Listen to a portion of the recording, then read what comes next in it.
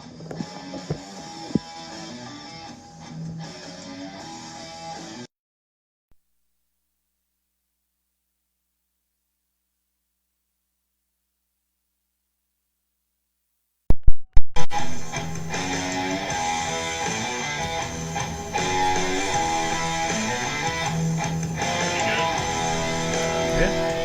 know better than I would, Buck. Yeah. It looks good. There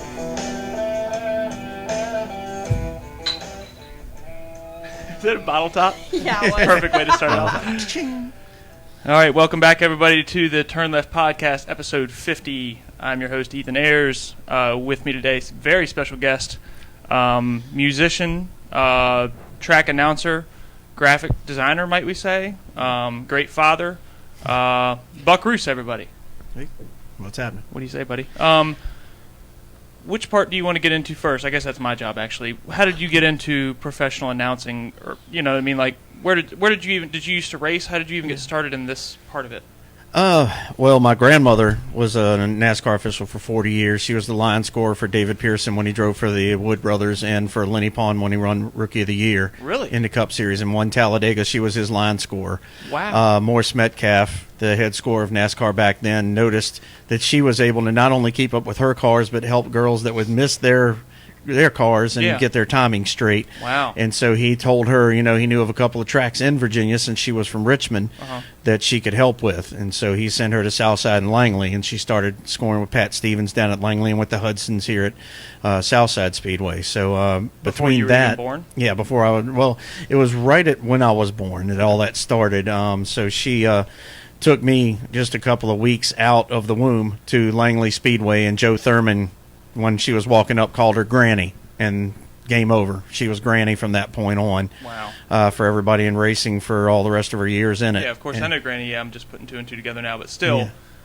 And okay. so I grew up around Eddie Anderson, Joe Kelly, you know, those guys announcing at Langley and Southside, Joe Moore, and a bunch of my heroes personally, and I love Jack Massey. So my choice in my life was I was going to be a flagman or an announcer. I knew I did not want to do the racing part because I saw every bit of the background of that. My stepdad built limited sportsman cars. I watched all my friends just lose it completely over, I don't know if I can buy a tire this week, and I don't know if I've got to spend $1,000 on the motor. I got to buy a new rear, and I'm like, yeah, I'm going to get paid to be there. I'm not going to pay to be. Whatever it could be, you know? Yeah, exactly. So just through Joe and, you know, watching him on the local level, it really taught me, you know, that's what really pushed on me to get the history in my head as well as just calling what's going on the racetrack and being color commentary.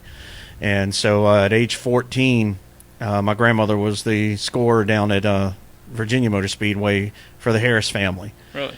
And one day I showed up with her. You know, I'd go with her to a lot of tracks. I mean, I was at Martinsville Speedway in the garage area when I was 5. So you grew up in the tracks? Yeah. At the tracks anyway? Yeah, I was at age 5. I've got a picture at home of me sitting in Richard Petty's lap at age 5 on the tailgate of Lenny Pond's truck, you know, sitting in the middle of Martinsville. So, you know, all that went on, and my uncle, through marriage, my mom's sister Marilyn married Ray Hendrick Jr., so I also grew up around Ray Hendrick my entire life until he passed away. So, you know, seeing all these different drivers, my favorite driver's always been Sonny Hutchins, you know, but back to the announcing, I showed up with my grandmother at Virginia Motor Speedway, and Mr. Harris walks up to me and goes, "Hey, son, come on over here." I said, "Yes, sir." And he walks me into the announcer area. And to put it lightly, I'm not going to use the words he said, but you know these guys, right? And I was like, pretty much, yeah, you know, the drivers. And he goes, yeah. He says, all right. Well, he opened a box of index cards, and he said, well, if you don't know anything, they're in here by division in number order. Okay. And he put the microphone down and goes, "You're the announcer tonight." And how old were you at 14. the time? Whoa. You've been doing this a long time. So that night, I announced my first full night's racing. Yeah. And I'm 52 now, so it's, you know, and I took over announcing at that point and have announced from the top of a fire truck because the PA system and electricity went down, but we raced during the day there most times. So we just had the horn, and I had the microphone, and I'm like, "Here to come off for turn number 4. So you literally just had an air horn. Exactly. Whoa. So I've done that. like I said, been lucky enough to work at Richmond Raceway, and Clay hired me a couple of times to come down and work at Martinsville Speedway, which is my all-time favorite track. I love that facility. Oh, yeah. That's my favorite track of all time, I think. Yeah. I was going to ask you about that, too. How do you get, obviously you've been announcing for a long time, just maybe just the credibility, but how do you get offered a job to go to, the likes of Richmond or Martinsville and announce a race professionally like that? Really just work. I just have to actually credit Shannon Wood for me working at Richmond. She worked in the front office, and one day they came out and says, anybody know any local announcers that we can get, because their announcer had actually had a stroke. And so they brought in Joey Self from Martinsville Speedway. Mm-hmm. Yeah, poor he was also a great person to listen to announce. But they brought in Joey Self from Martinsville Speedway, and they wanted him to have at least a wing person with color commentary, and she talked to Amy, one of the marketing manager there at that time, and she hired me on at Richmond Raceway, and I worked there for 7 years. Wow! So it was very fun. Got to interview a lot of drivers, all the way from Richard Petty all the way through during the meet and greets they do in the Torque Club in different areas. I got to work a bunch of those with Kenseth and different guys, and ended up with Rachel Rupert, who's now of course, my buddy Austin with Denny Hamlin Racing. Yeah. It's his wife now. Wow. She was Miss Coors Light. And it was funny when I got that job, because I walked in and she was like, "Oh, you?" And I'm like, "Yeah, you." Yeah. Wow. So how old were you? Like you said, you were doing, you were down there with Richard Petty and all this. What time frame is that part? When I was in the garage area? Yeah. I was 5, so 73, 74, somewhere around there. 72, 73, 74. That time period was really cool, and I've got photos that I really didn't think about it when I was younger. I'd just go. Yeah. And most times I'd take an art pad with me, because she'd say, "You sit right there and don't you move." And I'm like, okay, I took an art pad and a pencil, and I'm just sitting there drawing race cars the whole time, waiting on, looking at the races. Mm-hmm. And so the first time I started actually trying to think about taking a camera with me, it was this little 110. They're about an inch thick and about 5 inches wide. Then you put a flash block on top of it. Well, I'd take that with me to the races, and I have my first picture that I have at home that was taken at that point when I was 13. I have a picture with me and Darrell Waltrip together next to the Mountain Dew car, and it was taken by Dale Inman, Richard Petty's crew chief. Yeah, I know Dale Inman. And Tim Richmond and Ricky Rudder in the background of the photo. What? So it's pretty cool, and then I've got Tim pictures. Richmond have his junk out? Yeah, not on this one at least. That's funny. Hopefully somebody will know that inside joke. Yeah. That way I don't think I'm just a sicko. We all are. Yeah. There's a famous photo of Tim Richmond, all the NASCAR drivers. Yeah, the Winston poster. Yeah, he's got poor Neil Bonnet's got a special earpiece. Yeah. Yeah. Okay, but when you started announcing, you said, shout out to Shannon, she got you at least in the door at Richmond. What time frame was that when you started doing it professionally, or not professionally? But you know what I mean? Like, you had been doing it since you were 14, but when did you really start to do it on that level for NASCAR? 08 or 09, I think. Oh, wow. So that was the last IndyCar race. Was my first race I announced at Richmond. So not only did I come into Richmond for the first time to be an announcer, it was a series I knew nothing about. And my first victory lane I worked was the USAC Sprints. Whoa.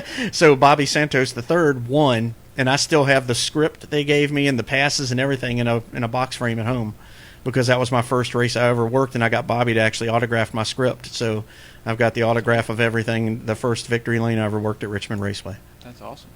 Wow, and Indy cars too. Yeah, at Richmond. Yeah, that was pretty cool. Time. And here's the most ironic part about that weekend. I get there. Rick Mears is like one of my biggest heroes in racing. I love the Mears family. Rick, Roger, Casey. Casey Mears is the only name that I pick up. Yeah, and Rick, of course, four-time Indy 500 winner. Wow. Roger Mears, 4-time Baja 1000 winner. You talk about a He-Man. Yeah, those are he was the Budweiser Nissan that was always in all the ads back in the late 70s and 80s for Baja. And of course, Casey Mears. And I just love them. They call him the Mears Gang. Yeah. And so I've never met Rick. And I was like, oh man, okay, that's my goal. I'm going to meet Rick Mears. I've got to meet him. And so I'm on the golf cart with my boss, Amy Turner. We're going back and forth. and we're going all over the place, and she's showing me how to get to places and where I've got to work and what I've got to do. And as we're coming across the lot going back to pick up, she wants to give me a brand new Richmond hat they just got in so I could wear it during my presentations and all that. We're going across the parking lot. Here goes Rick Mears by us. And I went, ah! And she goes, like a little girl. Are you okay? And I'm like, no, that was Rick Mears. She goes, do you need me to turn around? I'm like, I'm not. I just couldn't you think. Can introduce me, yeah. I couldn't even think. I was like, no, not right now. Never got to meet him. You got a little pea stain on your pants. So, yeah, exactly. But the cool part is later that night, I did get to post-race hang out with Dan Weldon. Oh, wow. So that was amazing to be able to stand there with him, not knowing, just a couple of years later he'd lose his life in an accident. And I had bought a Dan Weldon diecast, and it's like sticking out the end of my backpack. And we're standing there talking, and he leans and he goes, is that a diecast of my car, mate? I was like, yeah. And he goes, you want me to sign it for you? I'm like, sure. So on my desk at home, for my work desk, it's got his signature, and he dated it and personalized it to me and everything. That one's signed by Kyle Busch, actually. That was given to me as a present. Shout out Josh Revis. Wow, that's interesting, man. That's crazy. I knew that you, because I know you. I'd call ourselves friends, but I don't know your history necessarily. I just knew I met you when you were, I was just the announcer or something. We were doing an interview. I knew that it went really far back. I didn't know it went that far back. Like you were as a kid. Yeah, my entire life. Pits and everything. Like, wow. It's between music really came in about 75, 76, but my entire life has been involved in one way or another with NASCAR or either motorsports. And what got you involved with that? Just the love of music, and just felt like I can do this too. I mean, I'm comfortable with the microphone. My aunts, Dinah and Cheryl, were big time music lovers. Mm-hmm. They loved both country and rock. And they took me out to see a live band. I couldn't have been but maybe 7 or 8 years old. And it was really cool. And I remember one of the guys playing around, flirting with my aunt. I didn't catch it at the time, but it still sticks in my head. The only thing we need for this band is a saxophone player. Not saxophone player, saxophone player. No, I like that. And they both busted out laughing, and I'm just like, he said it wrong. I might start a band. So, then I got into listening. I loved music. But, Kiss was my first favorite band. Yeah. And my Aunt Cheryl, she had the Hard Luck Woman was one of their singles. It was a nice melodic, like little poppy sound song. And she had the 45. And so one day I'm sitting there looking at a record player, and I play it, and I'm like, that's pretty cool. And I took the needle off, and I flipped the record over. Mm-hmm. And there was a song on the other side called Mr. Speed. It's off their Let Me Go rock and roll album, the Rock and Roll Over album. And I put the needle on, and that first guitar riff, my brain just exploded with electricity. That I was like, wow. Music's powerful. And that's what I want. I want to learn how to do that. And, I still say, I know as much as I know, but I learn every time I pick up a guitar. Yeah. Every time I open my mouth to a microphone, it's a learning process for me. It's one of those things you never actually be perfect at. Yeah, I'd never consider myself a musical genius or a professional. I love music, and I love to make my best attempt at playing it. Yeah. No, I know. Like you said, like just sometimes when you hear certain songs, you just explode with emotion. You don't even know. It's just because of the music. It's just kind of wild. I think I've never been interested in playing music because I've sang and tried to play a few instruments, and that talked me out of it pretty quickly. But what do you play mostly? The guitar? Yeah, guitar mostly. I've actually been selling a few. 2 months ago, I had 13. So how come? Just build them up throughout the years, or you're getting into the business? Or? Well, ironically, there's a bunch that I bought, but like my late Uncle David, I have his Harmony Rocket. It's a 1965 guitar. It's a beautiful guitar. I have my grandfather's Sears model guitar with matching amplifier. So I have family heirlooms that will never go anywhere. Okay. But ironically, my grandfather's guitar, where I play with Mickie James, the WWE wrestler, where I play guitar for her, we went in a recording studio with the band that she tours with, that I'm in, and we recorded 4 songs for her last album.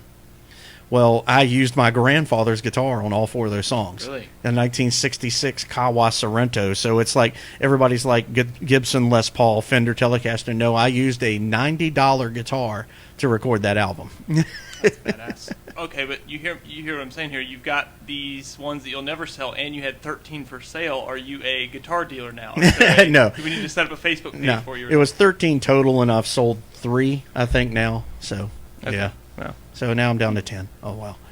If you'd like to buy a guitar, visit buckruessguitarsales.com. Exactly. I have That's to fine. break in really quick just because the accolades for you are pouring in, and I feel like we have to Address them, please. acknowledge them. Yes, I wanted to give more. But Ronnie Davis says, my favorite Langley Speedway track announcer. Jack Dodson says, Buck is the best. Mhm. Cameron says, GOAT announcer. David Blankenship says, Buck is the man. Jack Dodson said, Buck is one of my idols in track announcing. John Goins said, Wow. Buck is the man. I disagree with all of them. I mean, Yeah. Fuller says, Buck is a legend at announcing. Got them all snowed. Jan Burke says, Granny would be proud of you. And Todd had to add in course. that Kiss is a little bit older than Ethan, so he's yeah, not. you were like, in the Not 70s and 80s, well-versed. I'm like, yeah, I wouldn't even thought of it. Do you prefer Kiss or Alice Cooper? Kiss. Oh, yeah. Oh, this podcast is over, guys. Hit the end button. I'm just kidding. But I have met Nita Strauss. Really? Yeah. Yeah, Okay. she's pretty cool. I saw Alice Cooper live at Innsbruck. Oh, he's Awesome. an amazing show. I mean, Dude. dumbfounding. I mean, it was 20 years ago now, but it was You awesome. ready for the funny part? What? The first time I ever saw Kiss live was 1996. Oh, really? Yeah. So that was So, way after you'd been a long It was the time original fan. lineup when they did the reunion tour. Mhm. I went to 3 shows that year. And that was the first time I'd ever saw them live. I didn't You even went to see 3 the of them that other year? versions or nothing. Yeah. Oh, wow. So I was just an adorer of the music, all the videos, all kinds of stuff, and watching it on TV and watching and collecting VHS tapes and DVDs. But Just mega fan. And up then you until actually then, I were hadn't able to seen the go. actual show. Yeah. That's pretty cool. What was that like for the first time? Did it live up to its expectations, or below, or right there in the middle, just what it should be? How did that work? I was Now a that I've got complete you. mess. I just I was sitting there wondering what it was going to be like, and it was just unbelievable Okay, good. because my all-time favorite band live is the Foo Fighters. Oh, wow. Really, I just what Dave and Nate and Taylor and Chris can do with a 4-man band. When I saw them, like I've seen that version of the Foo Fighters, the 4-man group that toured, 8 times. Whoa. And then my second favorite's actually the band Lit from 1999, My Own Worst Enemy. Can we forget about the things I said when I was drunk? of course. That song. And as soon as you hear the guitar riff, you know what it is. Oh, but yeah. I'm actually buddies with those guys, and that ended up happening in '04. You know, and been friends and got their numbers in my cell phone and everything. Wow. They're great guys, and yeah. But just that show, just hoping that it was going to be everything I've watched on videos for Kiss, you know, come to life and be right, Yeah. was just mind blowing. Really? It was great. That's awesome. I love it when it lives up to the expectation. Yeah. So talking about being friends with celebrities, or just famous people, I guess, in general, even though you are one yourself. No. You know, like I saw a Facebook picture of you talking to Tony Stewart. Granted, you were interviewing him Yeah. or something. Do you know Tony Stewart? I know that you've told me that you pretty much, you don't know Kyle Busch, but you know him well enough to walk Yeah. up to him and, you know, It's a- he says, it's a- hey, what's up, Buck? Yeah, there's millions of acquaintances probably. Yeah, I know. It's You know, tough when I ask you that. And in that Kyle and sense, I, but- you know, I've got cool Kyle stories. Like the first year he ran at South Boston, Eric Jones was testing the car. He was trying to get there. We knew he was going to get there yeah, I late. was at that race, yes. And he came in. He's standing at the car talking to his crew chief at that point, a gentleman named Bond Suss. And I walked over to Bond and I said, you know, how's the car running? And he said, for some reason, every time they go in the corner, it chatters the front tires, wheel shakes a little bit. And Bond is like standing right in front of me, and Kyle's standing just barely to my right. They're both leaning against the car. And I said, well, it's happening up and down pit road. It's the 50s on the right front, 45s on the left front. So when everybody's going in the corner, it's throughout the whole field. They're feeling that. Yeah. Instead of having straight 45s around, Hoosier F45s Yeah. all the way around the car. And Kyle leans in between us with his head and goes, you know, I'm standing right here. You could ask me. I said, yeah, but I never know which one of you I'm going to get. Yeah. So, True. Yeah. you know, and then just little stories about Tony. You know, when we announced the first race he ran at Southside, we were giving him the commemorative T-shirts that looked like the full hand of poker with their faces in it and stuff like that, and they were in a bag. And I'm like, ladies and gentlemen, driver of the number 14 car, Smoke, Tony Stewart. And he walks by and he cup checks me with the T-shirt. Oh. Just like him, though, huh? But you've seen the look, the smirky kind of smile like look. the Intimidator type of look. He gave it to me as he walked off. And the only thing that went through my head at that point was, that's the coolest time I've ever been hit in the junk. Yeah. That's the best way to have it done if it's going to be done, And then, I've had a couple of other times be able to be near him, and, he was trying to find, there's an AJ Foyt, there's a group of cars made by a company called Carousel, and it's the Indy 500 winners. That's all they make. They don't make any other kinds of diecast, and they're 1/18th scale. And his entire career is based off of AJ Foyt's Gilmore car. It's a red number 14 that AJ won the Indy 500 with. And I think it was either before, the year after, or the year of Tony's birth that he won with that car. And so it's really special to him. He couldn't find it. They only make 500 of them. That's it. Each time? Each car. That's it. There's only 500 in the world of those diecasts, and I have Rick Mears' Pennzoil Chaparral at home, so I have one of them. How much are these worth? Like $500 each. Yeah, and so, my ex-wife's uncle collected so much stuff. He'd order groups of stuff, and he'd get these boxes and order somebody's collection. He got one in it and gave it to me, and I'm like, I know exactly where this is going. Did he know what it was, really? Or? Yeah, yeah. He was just trying to get all the AJ Foyt cars. Yeah. And he got an extra of that red car. Oh, wow. And so I grabbed that sucker and out the box, and I put it right in a paper bag. I didn't let nothing happen to it. Didn't unbox it, didn't do nothing. And I took it to Martinsville, and this was when, what's his name? Oh, jeez. Darian Grubb was his crew chief. Mm-hmm. And I walk up to his manager, Eddie, and I'm like, Eddie, I got something for Tony. He's like, what you got? And I opened the bag, and he looked down in there, and he popped his head up. And he said, are you serious? I'm like, yeah. He goes, he has been trying to buy one of those or find one for like 5 years. I'm like, I heard he was looking for one. He goes, he is going to kiss you. I said, no, he's not. Yeah, hopefully not, yeah. So it's raining, and they've still got the cars in the garage area. And we walk over to the car, and Darian and Tony are talking, and Eddie goes, Tony. He goes, hang on, we're talking. He goes, no, Tony. He goes, yeah, Buck's got something for you. He goes, what is it, man? And I handed him the bag. I said, got a present for you. And he literally opened it, looked in it, closed it, looked at me, opened it, looked in it, closed it, looked at me. And he goes, are you dead serious? I said, I'm completely serious. That's yours. And he's like, oh, my God. And he goes, can I take it out the bag? I said, it's yours. You can take it out the box. Yeah, whatever you want. So he took it out the bag, and he's just standing there. And he's just staring at it and looking it over because it's got the clear cellophane front piece to it. Yeah. And he's like, you're not joking with me? I said, no, Tony, I know that's the car you've been looking for. And he goes, all right, come on, let's go to the hauler. I'm gonna pay you for it. I'm like, no, you're not. I got it for free. You're getting it for free. Yeah. And so he next time I saw him, he told me, he goes, I'm gonna tell you right now, I sit at my desk at Stewart Haas. I'm like, yeah. He goes, my desk. Your car's right here. I would say he's still got that. He said it is no right. doubt. The only thing between me, and he calls AJ Foyt the old man. He said the only thing between me and a picture of me and the old man is that car. Wow. From the back of my head, and I was like, wow, that's pretty. When did he cool. tell you that? How long? When was the last time you talked to him?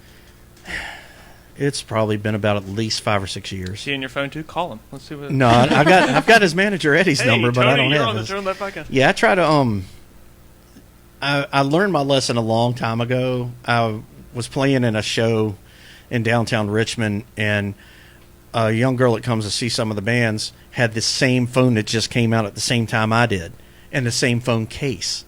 So she saw my phone laying on a counter behind me and thought it was hers and left with it. Oh, that's a movie. From that point on, you cannot find a celebrity phone number in my phone. I keep them all at home. I do not put them in the phone on purpose. I have their managers. I have see all. what you're saying. So that way, So if she anybody got all got of my them. phone and was able to get into it, they couldn't just call Tony Stewart, Denny Hamlin, or Did that happen? anybody like that. No. They luckily she realized the next morning when she took 2 phones out, was like, oh my gosh. And she opened, hit the button on mine, and it opened up with a picture of, me on it with my daughter, and she called me immediately on, and it was, it actually Facebook messaged you got me. her phone, and then She called a bunch of celebrities. They called you or hit you up on Facebook telling you, and you're like, all right, I'm calling her grandma and cussing her out or something. Exactly. Wow, dude. That is crazy though. That is just like a movie. What about? I wanted to ask you about the. You brought it up already. The short track showdowns at Southside. This is where this whole story happened, right? This is in the Southside Speedway pits when you gave him this car, or was this in Richmond? Well, no, that was at Martinsville when I gave him I gave Tony the car. Okay, my bad. Yeah, the cup check was on the trailer bed and the introductions. Yeah, that's right. I got mixed up. Okay, so you were already a Southside Speedway commentator or announcer at this point, weren't you? Yeah, I've been there since '99. It was a big deal, but it wasn't anything like that. They weren't like they didn't give you a call like, hey, do you want to announce tonight? You figured you'd be doing it anyway. Kind of, you were already the track announcer. Well, the short track showdown, I actually am the race coordinator for the entire event. Really? Yeah, my ex-wife handled the fan side of it, but I'm the one who always put together the race side of it. And that the 2008, 2009, and 2010, the first two, of course, were the Southside Limited late models and just had whatever celebrities we could get to come in. Yeah. And 2010, that's when I went and studied what now defunct UARA series, the late model stock cars around the region, and anybody who, even the outlaw tracks. And I just literally reached out and invited the top 10 in points from everything. Yeah. And that's what I wanted, the best of the best. Yeah, there was like 15 or 10, 15 probably like celebrity type guys there. Yeah, it was, I think we had 8 cup drivers in that one race. Exactly. And then we had a couple of drivers from the truck series, a couple of drivers from what's now the Xfinity series, Bubba Wallace, and then Clay Campbell was in it. So the president of Martinsville Speedway racing in a car there as well, which he's done amazing. People don't realize how good of a driver he actually was in his career in racing, and he just had a top 5 finish in ARCA just a couple of years ago. So I mean, at either Talladega, Daytona, or somewhere like that, and he's just a great guy, but that race. Pardon me. So you kind of set that race up essentially, and I literally had to. I work with Shane Laws. He is my race director, the race director at Langley Speedway, and we built all the rules. I literally took the Martinsville the entry list sheet from Clay, sent that to me through Karen, so I could have that, and we built literally the Martinsville entry sheet and just changed the financial numbers on it. And changed it to match what we were going to do, which was nothing but run off of Langley Speedway or quote-unquote NASCAR's late model stock car rules. Yeah. And then we literally hired the entire staff that does Martinsville Speedway to come run the inspection shed for that race. For the 2010 race? Yeah, for the 2010 race. And and I still to this day... You announced it, though, too, right? Yeah, I announced it with Steve Post of MRN. Oh, wow, I didn't know that. Steve's awesome. He's a great buddy. I recognize your voice when I look back at, it's on YouTube. Yeah, Postman's the one who's like, here comes Eric Almirola out the can. He had to make his own pit stop, after Hopkins has rolled down the backstretch. After he went to the bathroom. That's hilarious. And I don't know him that well. I should. But He's awesome. What's your favorite race of all time that you've called? Or maybe just, we'll start with that. I got a couple questions like that. That's tough, man, because I love everything, man. Everything from go-karts to cup. It doesn't matter. Mm-hmm. I love it all. The night that you and Stinson and Chapman and all y'all, you just overtop each other and just beating each other and turning each other sideways. I get out of breath. You can hear it on the videos that people get because I get so excited about it. But I still get so excited about Dodson and Eddie Johnson and all those guys beating on each other. And Zuskin and, all my buddies, that's all my friends out here. And it's and just, Mason Bailey. Just amazing. And Ed Mason in there. Love you, Mason. And dropping like Mason dropped off. Exactly. You didn't mention me. But it's like, it's just watching all y'all do it is, to me, I put that above cup or any of that stuff. Yeah. Because I when you get to a certain point after 3 years in cup, you watch people change their driving style, change their attitude, become that corporate America person, and they still have the passion. But it's not the passion they had when they were hoping they could make it as a truck driver. Exactly, yeah. They're too comfortable. All right, well, I know that passion when they completely cut your division out from underneath you and your brother, and you had to race these again. Had to go back to you're back in U cars again. You're trying to do everything, and then you work your way back to the top of the heap. because now I've got to catch up with everything, and everybody, I don't want to put him under too much of a spotlight, but everybody has to challenge Bud Allen's cars. Yeah. Bud Allen, no matter what car he built, between Kenny, what he did in the past, up through Bud, yes, they knew what to build for the racetracks they were running. They took the knowledge that they've had over decades of work in their family and turned it to success. And then they take and they sit back and they watch. And they're like, okay. Maybe spot a little bit. Ethan's a cat. I'm going to put Ethan in my car. I think he takes care of his equipment. He doesn't destroy stuff. And he gets to the front. And my brother had to go to a birthday party, and they picked me. And so, that's all it takes. That's all it takes. But I'm just saying, they put you in the seat for their car. Yeah. And that all of a sudden, it's like kaboom. Same thing they did with Austin Dodge. They watched what Austin did when he was driving just for Donnie. Yep. And they were like, okay, this kid's not tearing anything up. Oh yeah. Let's put him in a hot machine and see what he does. Okay, how about win everything but one race in a season? How's that for Yeah.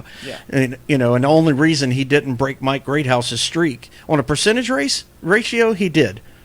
On a race ratio, he couldn't because there weren't 15 races to run. Yeah, it wasn't a long enough season. It was 18 races when Greathouse won 15. Yeah. So you can't. 12 yeah, you're lucky if you get all 12 in. So really. So and then, he won all but one race and finished second in that.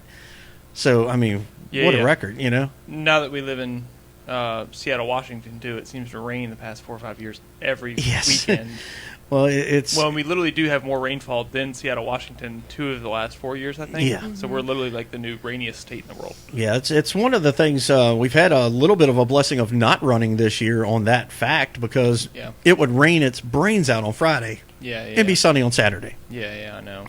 So I got to work at Langley a few times between playing music and, tremendous racing down there as well. And, a couple of guys, it was awesome to see, even though I wasn't there, Jamie Height win down there. So that was really cool to see one of the local guys finally go down there and break that bubble over the Saturns and everything, And they, of course, they have their words of what happened and all that kind of stuff. Though. He didn't do anything. Yeah, no, the in-car video showed the entire thing, but even the out-of-car video showed. Exactly.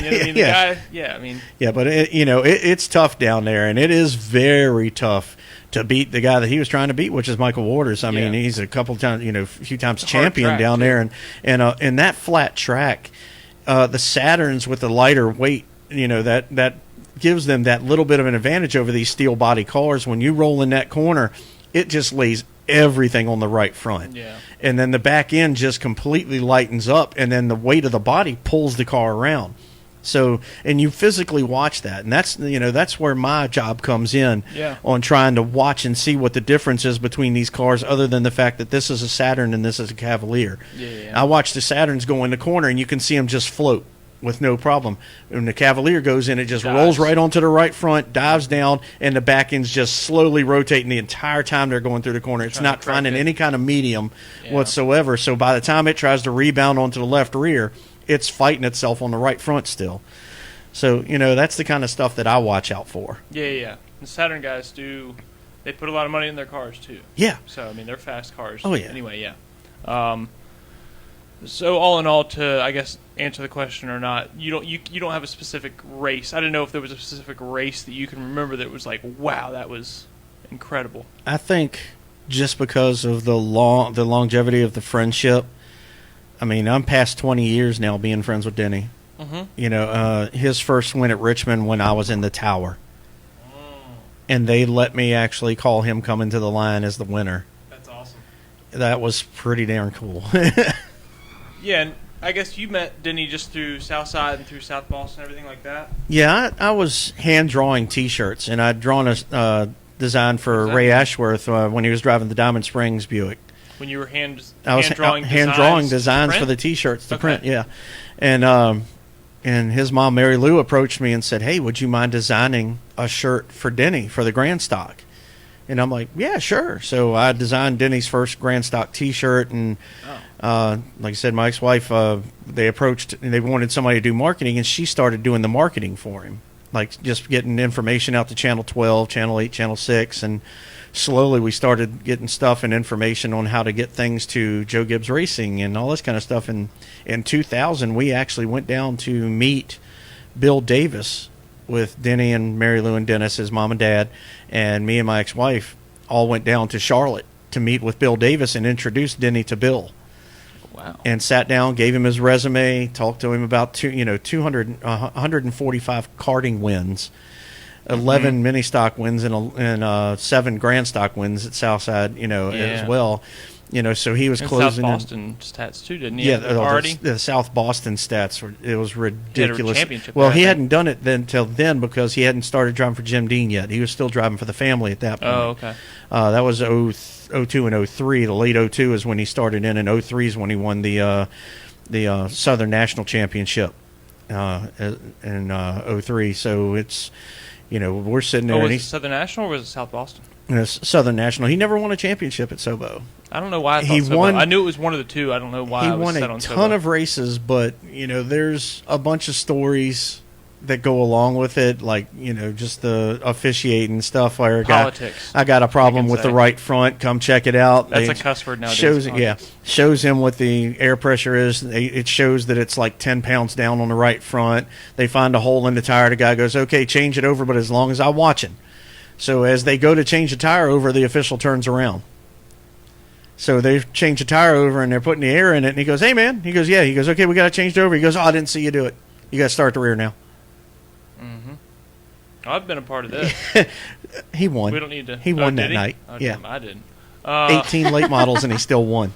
Dang. He was bad to the bone that year, dude. Sounds like they were putting him in the back for a reason. It was like 28 of 32 races they won that year. It's hard to win from the back, dude. If he actually did it, yeah, they were up to something. In late model soccer, yeah. And they probably weren't wrong in that. That is wild, though. I do not like that kind of. The politics of racing does get it can get very ugly. I've seen everything from drivers being physically told they can't win. Yeah, I've actually witnessed that happening. They told me that every race that I didn't win. 03, 02. I was literally physically present when they told Tommy Tatum that he could not win. Wow. And he was like, "What do you mean?" They said, "If you win, you're being DQ'd." There was no NASCAR. Yeah. So there was nothing, no body other than Southside Speedway to complain to. So they flat out said, "You can't win any more races right now. I'll tell you when you can." He said, "I don't care if you finish second by 6 inches. You're not winning. If you win, you're being DQ'd." What did he do? He finished second for about 4 or 5 races in a row. He led almost the entire race a couple of times, backed off, let somebody beat him by a couple inches. I'd let him DQ me. And that was all, part of that magic time when him, Chris Harefield, there was about 4 or 5 different drivers that drove the 01 car for Renault Marchetti that were just amazing. And then he built the 2 car, and that was the one Tommy was in. The Rusty Wallace lookalike car? Yeah, the blue and white car, yeah. And they just, told him straight up, and I'm standing right there, "You can't win." And I'm like, "Damn, what?" So what do you mean he can't win?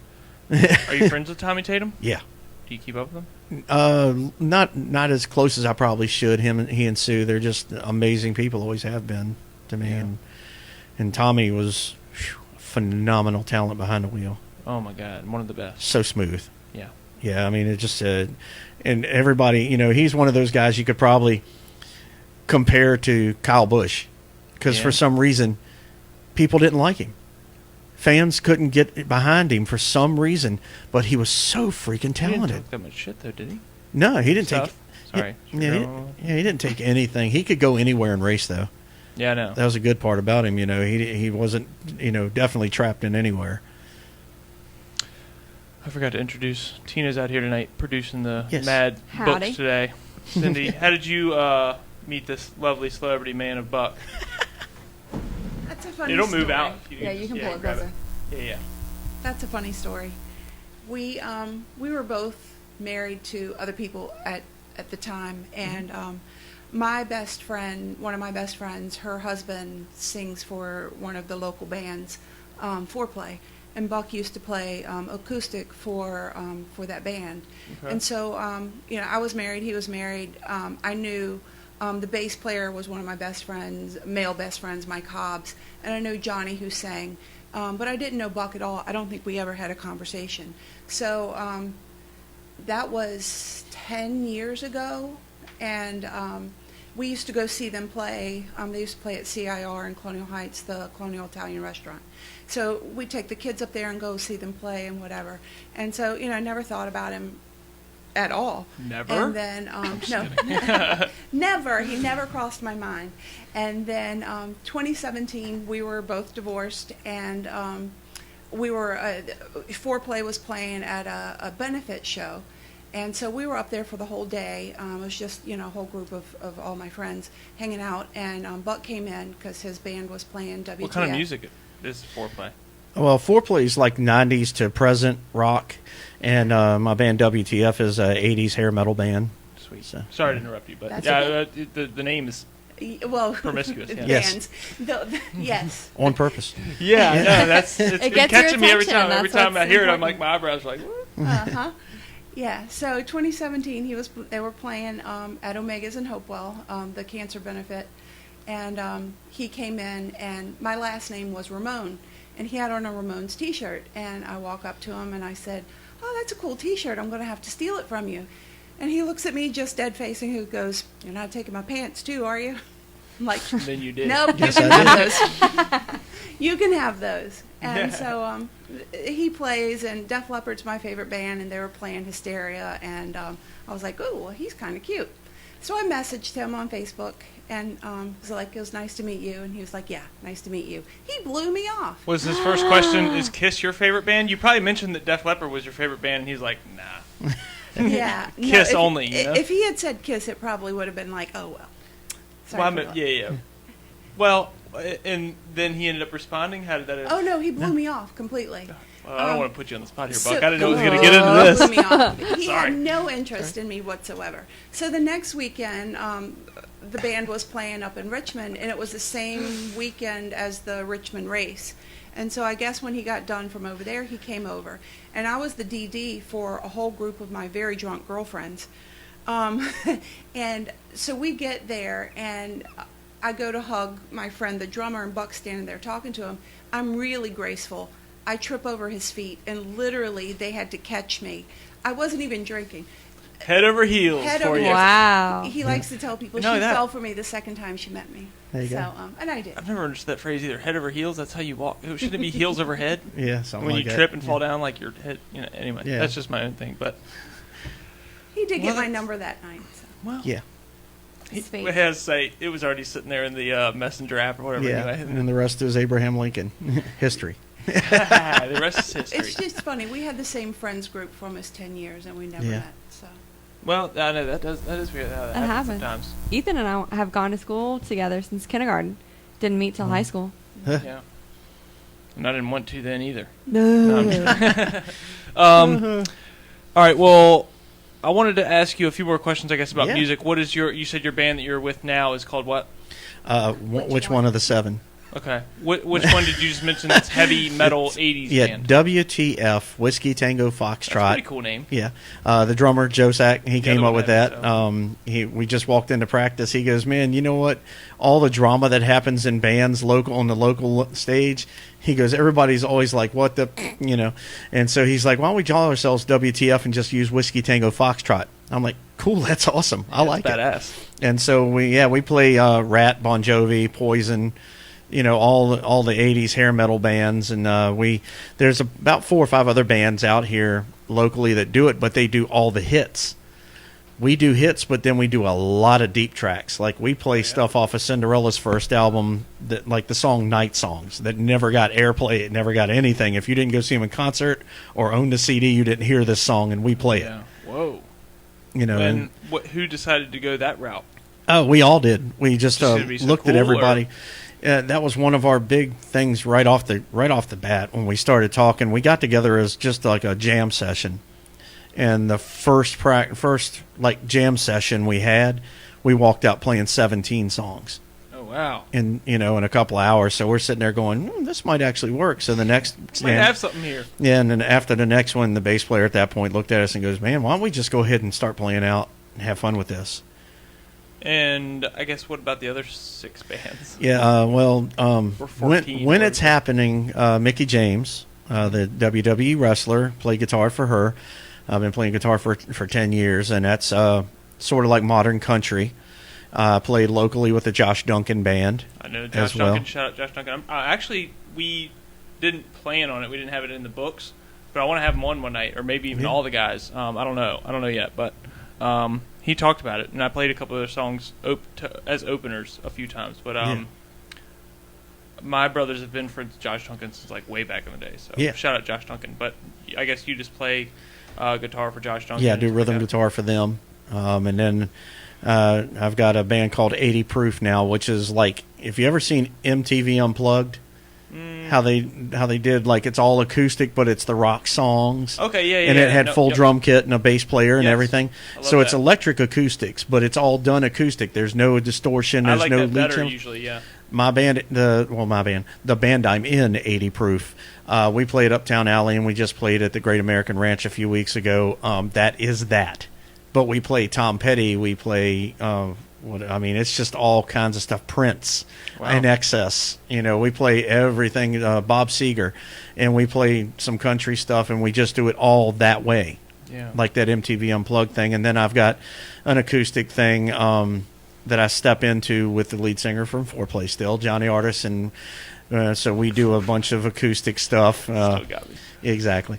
And then now putting together something that a lot of people have been asking us about.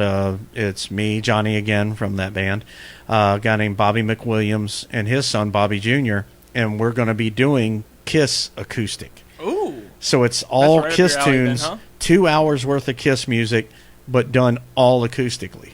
Oh.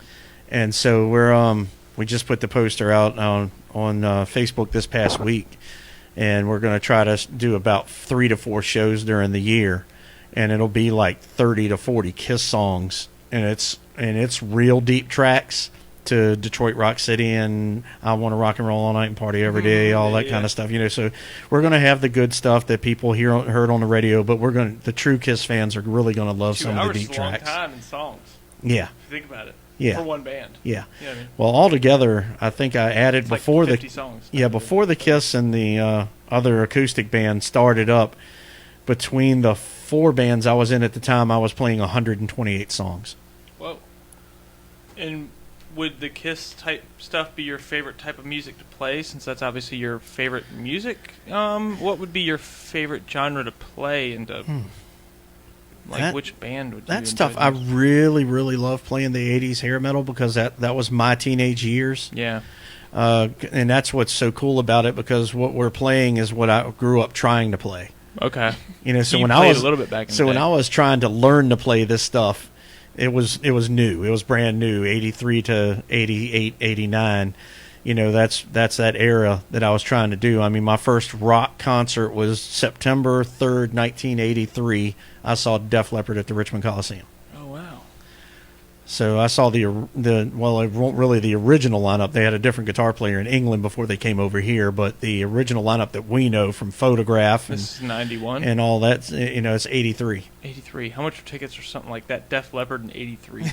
It was like $10, I think, something like that. And then my next concert was Van Halen, the 1984 tour.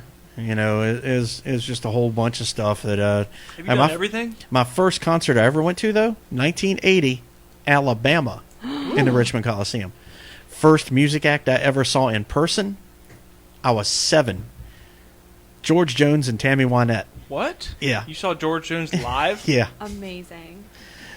So I didn't stay for the whole show because the wall before you leave or something. yeah, I drove my parents nuts to leave because Really? I'm sitting there. You're a little I'm a kid. Kiss fan, and I'm sitting there, I don't want to hear this. oh, twangy, twangy, twangy, and Oh, I'm yeah. like, no, I gotta go. Looking back, though, yeah. Yeah, but now it's like I'm watching what's that country music thing we watched? The History of Country Music. It was on PBS, but it's now on Yeah. Netflix. You can get it, but it's like $50-some for it. But man, is it worth it? Amazon. Oh my gosh, is it- Amazon. yeah, it is. George Jones, what do they call him? The possum. Possum. Or No Show Jones.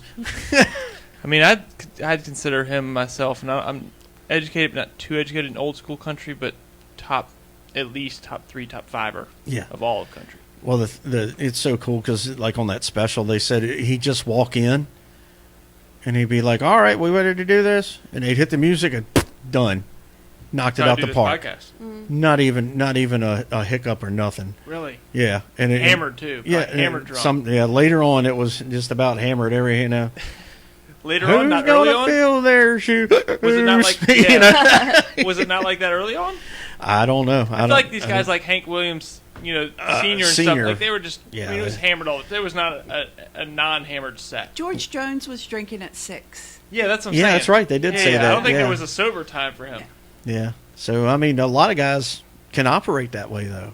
You know, they need that to operate sometimes. Yeah. Takes the nerves off, and I know a few people that unfortunately are in music that they need that crutch to make everything work correctly. And you know, that's the one thing I can say. I've drank 7 times alcohol in my entire life. Really? Yeah, that's it. And it wouldn't even fill up a full I feel Budweiser offended bottle. for offering you a beer earlier. No, I didn't you're even know. good. No, you don't know how many times I'm offered more than just beer. Yeah, you're probably like, Especially "Oh, on the dude, shut road. up."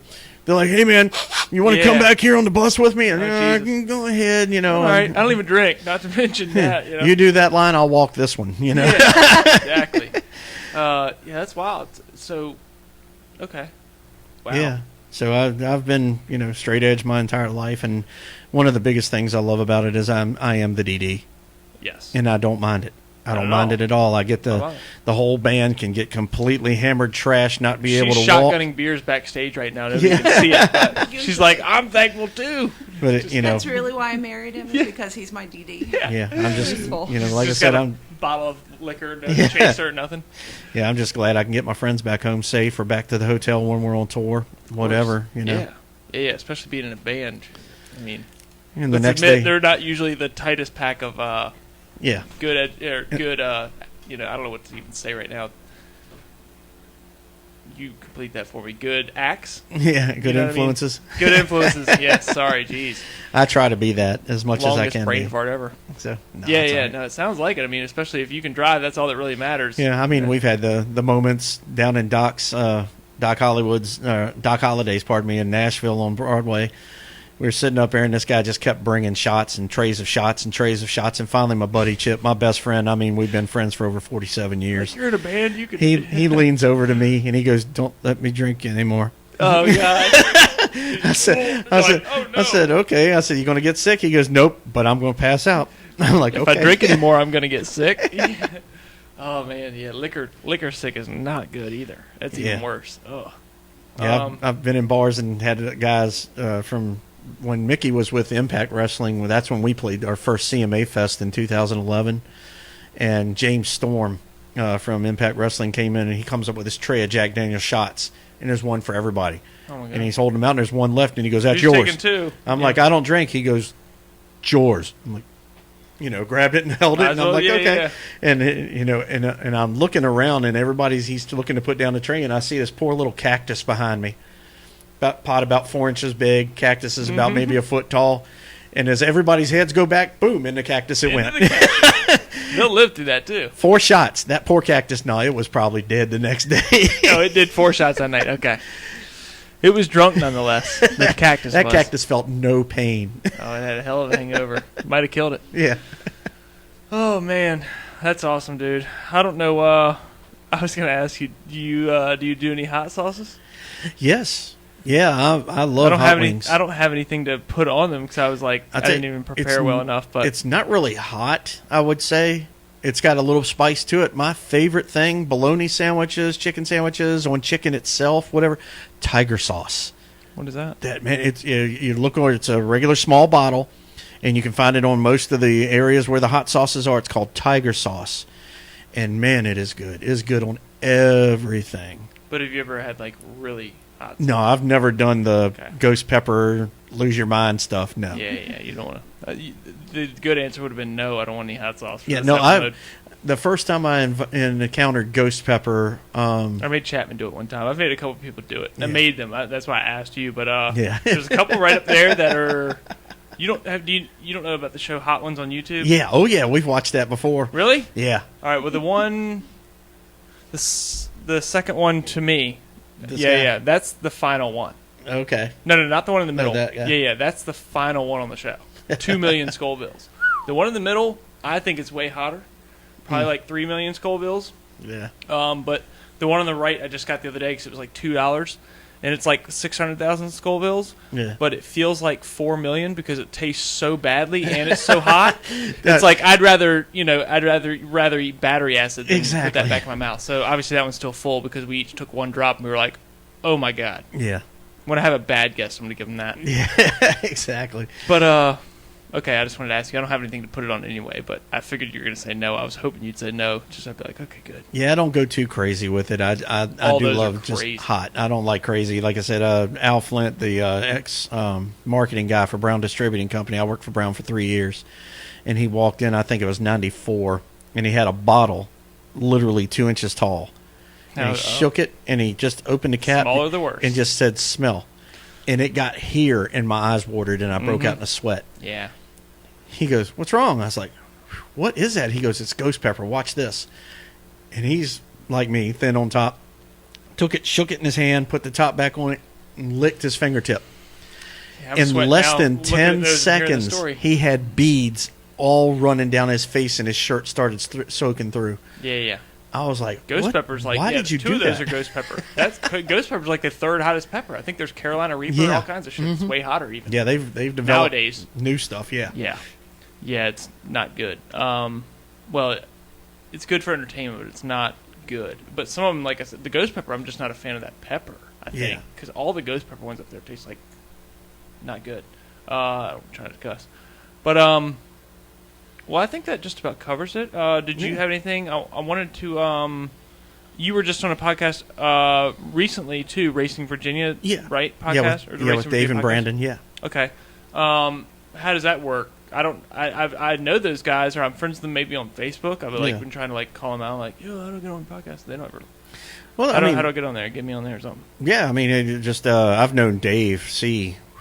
Man, we've probably been around each other better than 20, 25 years.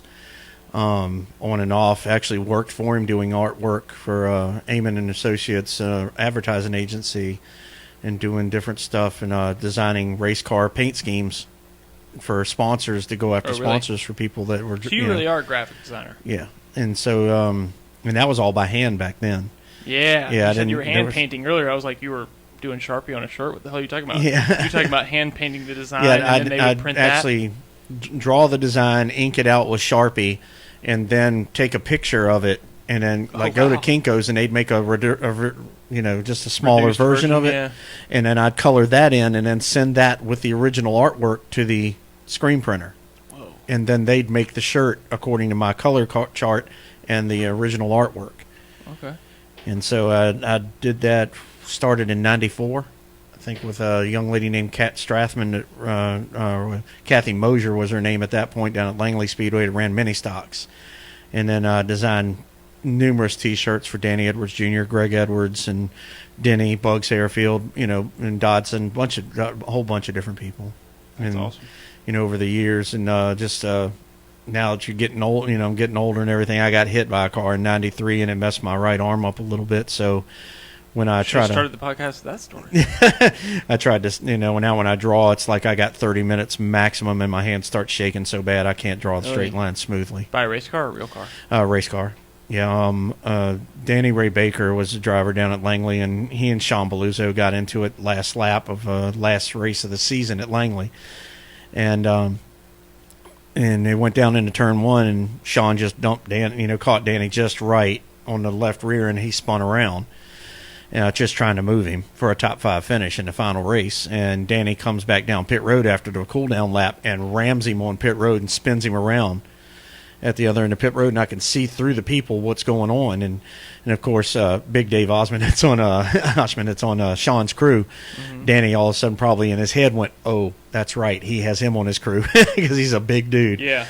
And so he comes down through pit road, and I hear a race car coming in hot. Well, Danny Ray's car was Dayglow orange, and so I see it coming through, and I see his wheels start to turn. Well, he's pulling into Jimmy Humblett's spot, not his spot, and I see there's a girl in the middle of the spot. So I run in there real quick, thinking if I push her, I can use the momentum so I can go backwards.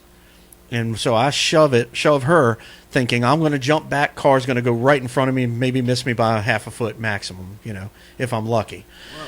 I go to back up, and Bubba Adams' daddy, Horace Adams, is behind me. I run into him. It leaves me right in front of the car. Oh, my God. So I think to myself as fast as I can, I know I don't want the car to hit me in my shins and snap my legs backwards. Yeah. So I try to ball up real quick, and the top bumper bar hits me in the palm of my right hand. The lower bumper bar hits me in the scrub area, the front nose of the Firebird body, hits me in the left shin, and I do a complete flip. And when I come up, I can do my arm out and out, but I can't rotate it. And I look, and it's frogged up a good almost inch, right in the area of my elbow. And so I'm like, man, it's really frogged. It's really messed up. And they take me to the ambulance and everything, and get me to sign all the papers and all that kind of stuff. And they just put me in a sling because I think it's frogged, and that's it. So come to find out, I don't know the actual technical term. She's a nurse; she might know, but I don't think it's frogged. I swear they told me an interior. That is not a technical term. I didn't even know where he was at when he said horse. Well, I think they told me an interior compound fracture where the bone broke, where a bone looks almost like two knuckles. Yes. In your body. Well, take this piece of bone and make it like a little piece of knife, and it shot through the muscle right here and broke off of the rest of the radius bone in my forearm. Oh, man, Buck, don't make me throw up. And it never came through the skin, so the way it was sitting, it was holding the skin up. So I thought that's why I thought it was like somebody hit you and Charlie horses you and that kind of feel. Well, about 1 o'clock in the morning. Is anybody else getting nauseous? Yeah, and about 1 o'clock in the morning, we're out in front at the old checkered flag lounge or whatever it was out in front of Langley. And I've ridden down there with Cindy Markham, Curtis's younger sister, and the guy they called Muffin that worked on C.J. Johnson's cars. And all of a sudden, I walk over to her and I go, I need to go to the hospital. So you ended up going. She goes, God. What do you mean? I'm like, can we see the arm now? Did it ever get fixed? Or what? Yeah, had 36 stitches and a screw holding it together. Shit. Yeah.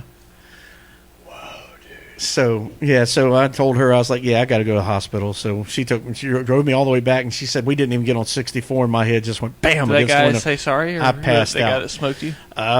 It went through a bunch of legal stuff. Put it this way, John Dotson got me a nice settlement. In relation to Jack Dotson? It's Chris Dotson's dad. Okay, but not in relation to. I don't think they're related family wise. I don't think so. I've always learned that. So it was a trying little time. The cool part is I still have the get well card from Christopher and Rachel Johnson. Really? Eddie's kids, yeah. So are you friends with Chris Dotson? Yeah. He's coming on next week. Do you have any questions for him? He's just a cool dude, man. I know. Very. I agree. I just didn't know if you had any questions you've ever wanted to ask him. There's a lot of people that don't understand that cat just because they look at him. He had what I call the Jimmy Johnson, Jeff Gordon syndrome. Just one too much. That's all it is. You for some reason, and you went through it. when you win a few races, everybody's like, "Man, it's cool to see you have success." All of a sudden, you win the seventh one. Cheating.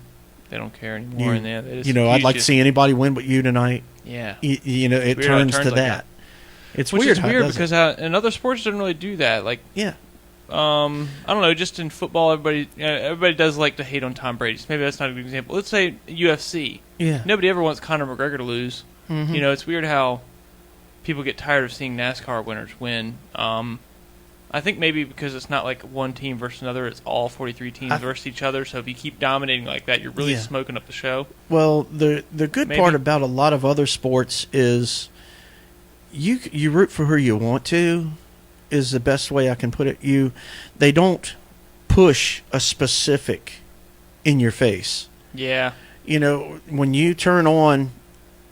Is that what Kyle Busch was talking about a couple years ago when all they're doing is promoting the young Ryan Blaney's and stuff like that? Yeah, exactly. Which it worked, too. There's a lot of Ryan Blaney fans. Yeah, there's a huge amount of Ryan Blaney fans. Of course, the Chase Elliott fans, we felt the whole world's axis gets nice and level last year. And that's what I say that jokingly. Because Chase is one of the nicest people I've ever met. I like Brian and Chase. I'm not saying that they shouldn't deserve credibility, but I don't think they should be forced upon people or shoved in people's faces without the the funny part is we sit there and we eat it.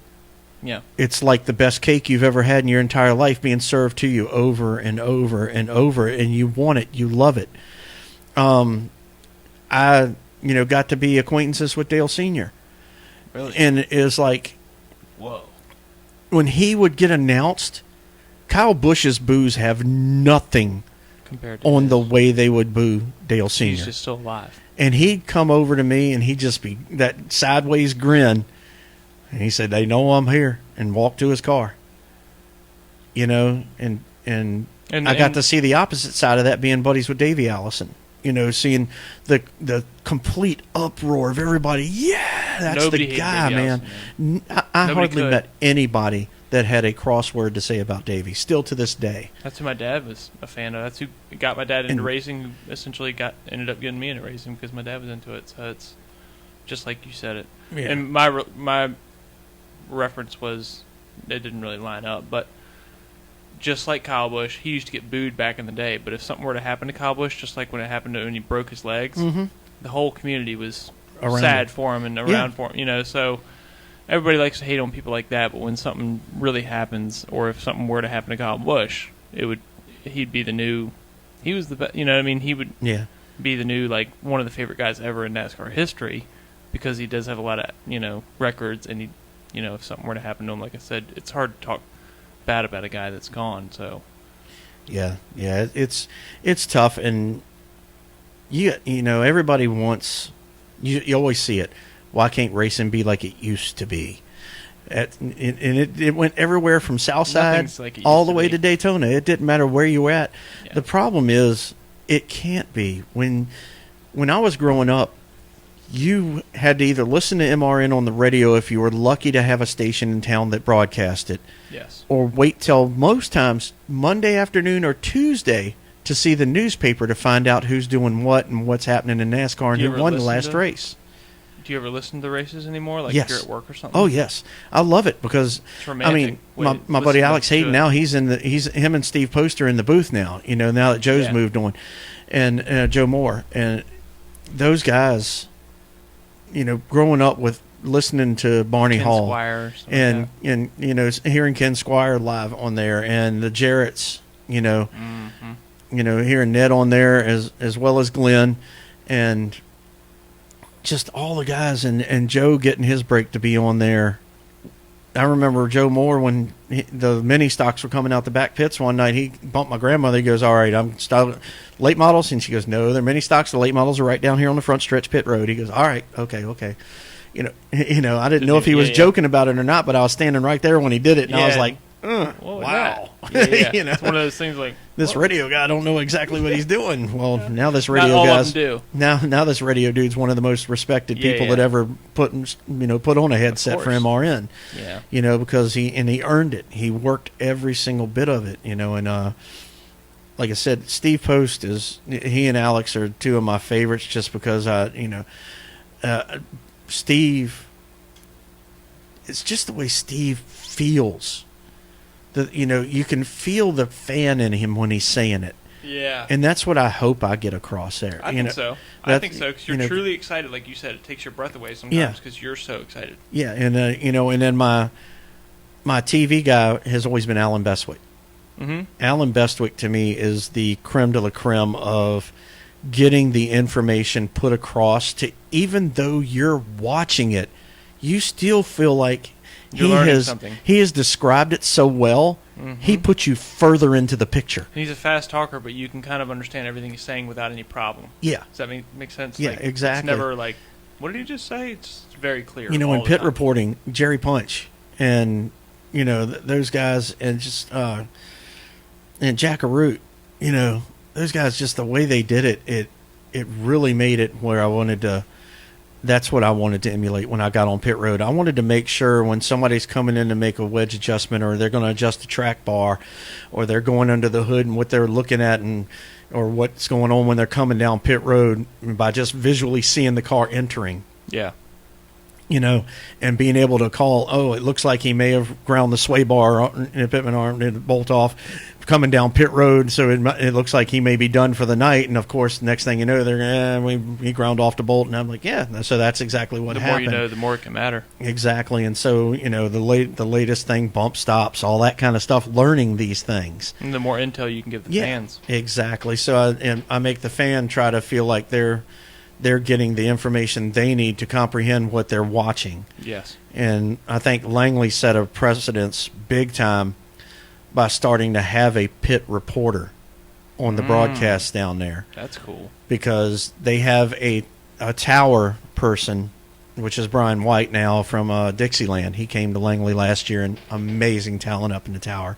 Learned so much so fast about the facility and its history. And you got me on pit road. So it's literally like having Alex Hayden up top and Steve Post for MRN, but we're at Langley Speedway. And is Southside Speedway going to do that next year? No. Too soon? Too soon, sorry. Southside won't. Yeah. Sorry. All right, we'll end it off with that bad joke. Yeah. All right, thanks, Buck, for coming out. Thank you, buddy.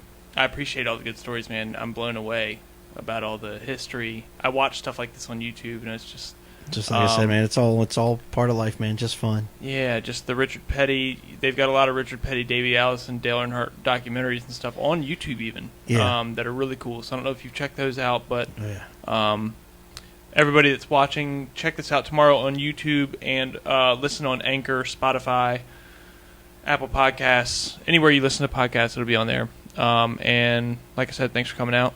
Yeah. And like and subscribe, of course, on Facebook and YouTube and all that. Share. If you want a chance to win the sticker again, show them the sticker, Buck. That one's his, so you're not going to win that one. But if you would like a chance, share and like the post, and tune in next week. Big episode. Chris Dotson coming in, almost as famous as this guy, Buck Ruess.